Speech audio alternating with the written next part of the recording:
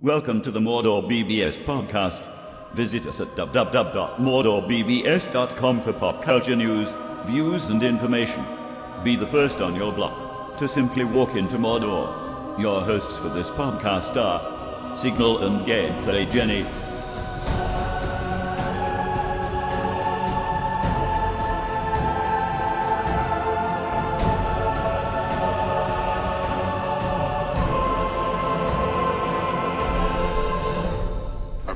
Challenge for you, Sark. A new recruit.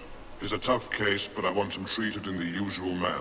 Train him for the games, let him hope for a while, and blow him away. This week I've been having fun with YouTube. I thought it was about time that I started making my own Let's Play videos. They've been around for a while, and they have become increasingly silly, and that's the moment where I step in. So I decided that I would take a game that's relatively easy to film, which is Oblivion, which is a game that I know quite well. I've been making games on my Gameplay Jenny channel. I'd like to thank all my subscribers. I've managed to get over 250 in a couple of weeks, so I very much appreciate your support. I also very much appreciate you telling me how to play the game, on the grounds that I've played it through at least twice without learning anything about it whatsoever. So I understand you've got a new avatar or intro video for all your clips now. I've actually been quite interested in how you actually get that sort of thing. Could you give us a bit of a rundown? Yeah, it's all gone very flashy, hasn't it? Well, yeah, because you've got like a choir or something as well, haven't you? I have. I decided that I wanted a jingle or something, and don't ask me how I ended up on this site, because I actually can't remember. It must have been one of those Google moments. I ended up on a site called Fiverr, that's with 2 R's at the end of it, where people will do things for $5. And I thought, I wonder whether there would be anybody here who would be kind enough to make me a jingle and or video and or new avatar for $5. And I found a guy to do the video for me, which unfortunately I've not quite got sorted yet. It will be. And I found somebody to make me a nice little avatar, so I've got a new one of those. But the best find was a woman who goes under the username of Vocals, also called Jenny, so clearly already skilled, who said that she would do a jingle for me with 3 voices. She does all the singing herself. Wrote it for me, believe it or not. I thought I was going to have to write it, at least write the music so that she could sing it, but no, she wrote the whole thing for me, and it sounds fantastic. In fact, can we play it now, Rob? Gameplay Jenny! Yeah! So I would very much like to thank her for a thoroughly professional job. In fact, she turned it round in 24 hours, and I know that she is sort of touting for business at the moment, so that is Vocals on Fiverr. And it sounds pretty good. So you're going to be adding that to the beginning or the end of your videos as you go through each chapter. What are some of the things you're putting in these videos? What are you promoting through your channel? Well, ultimately, it is just me having a bit of a laugh, if I'm really honest. At the moment, I'm playing Oblivion and Dead Space, which I'm having tremendous difficulties with. I can't work out playing in third person over the shoulder at all. And it is causing me some problems because it's giving me a terrible headache and making me not want to play it anymore. So if you want to see fun and excitement, you go to my Oblivion videos, and if you want to see downright fail, you go to Dead Space. Now, last weekend we didn't get a podcast out because Jenny piped out on me and decided to go and actually have a life outside of the internet. Football, wasn't it? Or soccer, for those of us who live on the wrong side of the world. For our international listeners, yes, I went to see Leicester City play Real Madrid, and as it's probably the only time that Leicester City are ever going to play Real Madrid in any match ever, I thought I'd better go along and at least have a look. And I got a bit lucky at the end of the game, a bit of hanging about, and I got to meet Sven-Göran Eriksson, and half the world won't have a clue who I'm talking about, but it was very exciting for the Northern Hemisphere. Well, I for one am thrilled to bits that you got to meet a member of ABBA and get his autograph, so well done, Jenny. Thank you very much. In gaming news, a Star Trek game has been announced. Given that Star Trek seems to be very much into resting on its laurels when it comes to media other than TV and every second movie, there is some concern that it's not going to be worth the effort. But it looks like Star Trek is going to be taking the route that Mass Effect took and actually give us something of a role-playing game. It might actually be worth the effort. Given Trek's recent reboot, and hence the fact that the Kirk and Spock in this new game are going to be the new Kirk and Spock as opposed to William Shatner, we hope they've learned their lesson and actually put some time and effort into this rather than simply slapping together a B-grade game and branding it as Star Trek. What would really sell this game to me would be if they actually let you choose whether you wanted to play as the new reboot Kirk or the old school Shatner Kirk. Admittedly, one might have to be pudgier and run slower, but if they have a choice of main characters in Mass Effect, as they do, just imagine how cool it would be if they did the same thing in the new Trek game. This is one of those games that I'll wait before I buy, though. Given the history of Trek gaming on PC and consoles, there's no way I'm going to be pre-ordering this one. Me neither, but for entirely different reasons. You're not a Trekkie then, I take it? Not really. It's not something that I'd be running down to my local branch of Game to buy in hand-thought, no. It is a bit of an acquired taste, I'll admit that, and there are good and bad about all versions of Star Trek out there.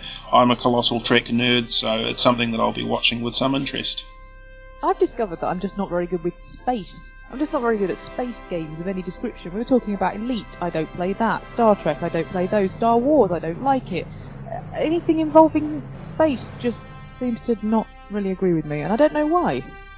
Well, maybe you're more of a dragons and armoured bikinis type of person. Oh, I don't like. No, I'm not a big fan of dragons either. I can't. I don't really know. I'm just so kind of reality. I mean, I'm the sort of person who mods games so that I have to eat and drink. So, Coronation Street Live is your sort of computer game then, by the sound of it. Well, no, I don't like soaps either, so this isn't getting us very far, is it? I'm not quite sure what I like. Well, given that so much of your YouTube channel is devoted to Oblivion at the moment, I think we can consider that to be a genre that you've got some interest in. Yeah, I've not bailed out of that, so that's good. I just really hope that the next one is not just all about dragons. Please. Well, Skyrim on the way. There aren't too many spoilers out about that at the moment. I am looking forward to it. But as we mentioned in the last podcast, Bethesda have shoes to fill in relation to maybe the graphics of Oblivion and the gameplay of Morrowind. So it's one that we're just going to have to wait and see, I suppose. Being a new subscriber to Steam, first time I paid it any attention at any rate, I was pleasantly surprised to see the number of games that were available for free. I don't mean rubbishy little games with no apparent appeal either, but games that are relatively good. Team Fortress was one of these, and I've been playing it the last few evenings with some enjoyment. It's refreshing to play a game that doesn't actually matter, though in all fairness it could be argued that no games actually matter, and with some justification. But Team Fortress 2 takes away even the pretense of mattering. You're there to blow stuff up and that's it. Nothing else. No storyline to complete, no levels to gain, just pure and simple, running around, firing your machine gun at people wearing different coloured shirts to you, and it's completely mindless fun. So how does it even remove the pretense of mattering? It randomly selects teams, shuffles you from team to team depending on balance, even in the middle of a round. You can really bust your hump trying to help your team of blue-wearing warriors to move a big bomb on a trolley from one end of the map to the other, only to find that the next time you die you're shuffled onto the red team and now have to work like a lunatic to try and stop the guys you were helping just 20 seconds previously. Just as you manage to drive back their certain victory, you're shuffled back again. So it's frustrating, pointless, and ultimately, to labour a point, devoid of any semblance of mattering. As long as you can run screaming down a corridor, waving your chain gun, who really cares? It strips away all the unnecessary parts of an action game and gets right to the point. So if all you want to do is mow down other players in online Battlefield mayhem, I'd certainly recommend Steam and Team Fortress 2. It's now time for that part of the show, where we find out who's got more Twitter followers this week. Yes, after last week's debacle, I am a little suspicious. Carry on. Okay, well, you may be even more suspicious when you discover that 8, 9, 10, 11, 12, 13, 14, 15, 16 set loads. You've got a lot more followers, haven't you? I have. I've lost another 4. They're coming to me. Yes, possibly coming to you. One of the things that I've discovered is that if you leave your Twitter account idle for a while and maybe occasionally post "I hate you all" or words to that effect, you do tend to lose followers. So how many have you picked up? It sounds like a crap load. That would be the fundamental management. It's more than 4. It's more than 4. Okay, I've read your Twitter stream, and I'd have to say that this surprises me. I'm starting to smell a rat here. Shall I be honest? I've had a bit of an accident. Do we need to pause the podcast while you go and change? Probably. What happened this week was I decided that I wanted to go off and find some targeted followers, or at least find some people that I wanted to follow who were in my kind of arena. Unfortunately, I decided to do this by going to a website that is one of these kind of credits for followers kind of things where you sign up and follow other people's streams and you get people back. Thinking that this would be a safe idea, I logged in to discover that I already had credits, and I had 8 new followers within about half a minute. And you know what my first thought was, Rob? This is going to really screw up this podcast, bit of the podcast. Yes, I think there's definitely going to have to be a penalty here for blatant cheating. So I think we're going to have to lose 10 of your followers, if only on paper, just to bring us back into line. I am pleased to announce that some of them were actually genuine, and they are people that I know from forums and that sort of thing, and some people have clearly found me from YouTube. Hi, thank you very much for that.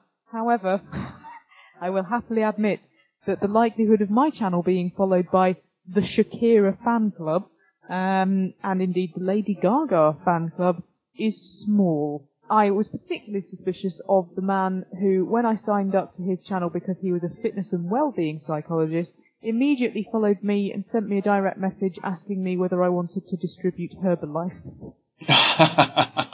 So, in conclusion, what we've discovered is that you've been cheating and have basically rendered this entire section of the podcast totally moot. So we're going to dock you, 10 points you think is fair? I'm really sorry.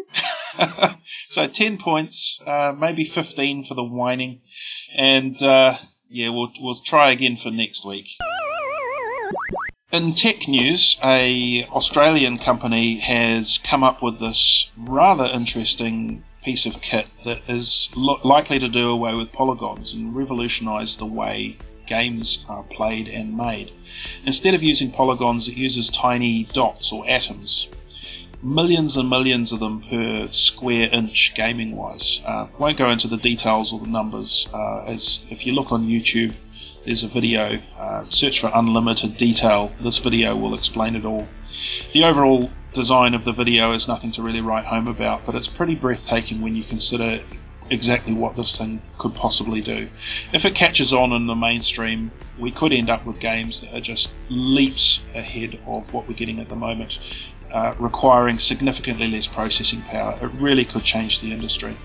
So I really look forward to seeing how this develops. So yeah, unlimited detail, search YouTube for that, and I believe the company's called Euclidean, and yeah, have a look. I would like to put in a disclaimer that if you search for the words unlimited detail on any other website, we can't be responsible for what you find. Yes, it's like going to Google and searching for big jugs. You're not going to get pottery. Thank you for listening to the MordorBBS Podcast. Don't forget that you can visit us online at www.MordorBBS.com.